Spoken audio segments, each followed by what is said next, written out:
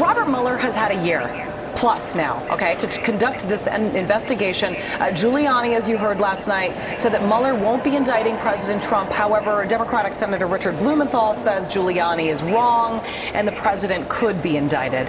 I'm getting confused. Which is it?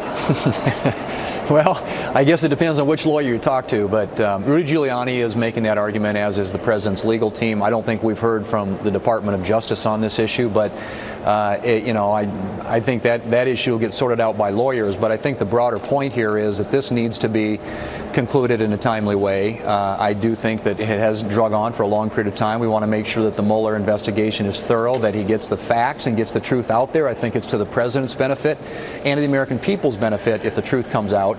But you can't have this thing drag on forever. The American people, I think, at some point are going to tire of this, and many of them have already put it in their rearview mirrors anyway. You know who's tired of this? The president. And right, he lets us know him. Every day on yeah, Twitter. I'm sure he does. This is his latest tweet. Congratulations, America. We are now into the second year of the greatest witch hunt in American history, and there is still no collusion and no obstruction. The only collusion was that done by Democrats who were unable to win an election despite spending far more money. Now, if there's no proof of collusion and no indictment, is it time to wrap up the probe? And is the president out of the woods, or is there still the possibility of an impeachment referral to Congress? I would highly doubt that would be the case, but again, I think it's in the president's best interest and the American people's best interest that the facts and the truth get out there, that the conclusions be reached. They've investigated everything, they've interviewed everybody, they've had months and months of this now to do this, and I think it's time for them to begin to start winding this down, and I hope that that happens sooner rather than later, because I don't think it's in anybody's best interest to drag these sorts of things out forever and for them to become an unending sort of campaign. And my fear is that if this starts heading down different rabbit trails, that inevitably could happen. Yeah. Yesterday the release of more than 2,000 pages of transcripts sort of caught us all by surprise of these interviews with Donald Trump Jr. And others involved in that 2016 Trump Tower meeting. They seem to turn up nothing, though, and I believe it was intentional for them to be released for that purpose. But from what I read, Donald Trump Jr. went into that meeting on his own recognizance, explaining that he took the meeting because he was told a Russian lawyer had dirt on Hillary Clinton, and that never materialized. So when he realized that there was nothing to gain from it, he walked out without telling his father. Should we believe him?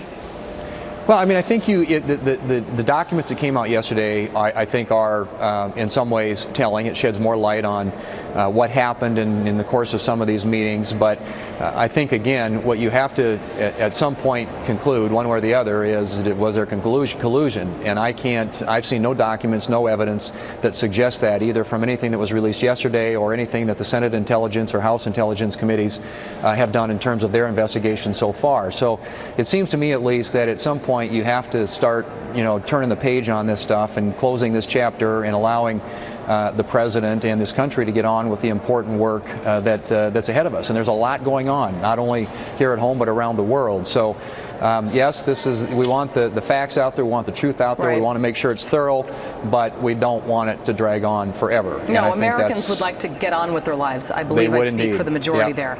Yes. But much of the questioning focused obviously on the president's knowledge of the meeting. The problem here is that Donald Trump Jr., when asked if he had ever had meetings with the Russians or with anybody representing Russia, his answer was no. And so it turns out this meeting happened, but this meeting was intended to get some dirt on Hillary Clinton. Nothing wrong with that. That's perfectly legal. But yet still they're grilling him on a phone call that he apparently made during the planning stages of this meeting to a blocked number. And then he was asked if he remembers who he spoke with when he called that blocked number. And then he was asked whether his father used a blocked number. And Trump replied, "I don't know." So that's why Senator Blumenthal basically says that there's a lot of holes in his questioning and believes that he should be questioned again under oath. Will Mueller go as far as getting Trump Jr. to appear again under oath, do you think? Good. That's a good question. I don't know the answer to that, and I think that's probably a subject for the Mueller investigation to deal with.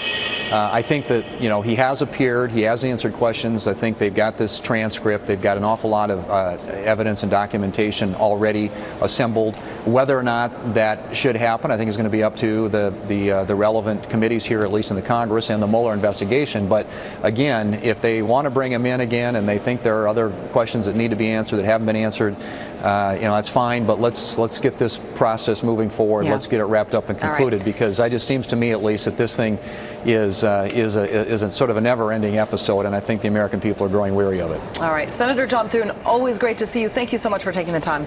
Thanks, Julie. Nice to see you.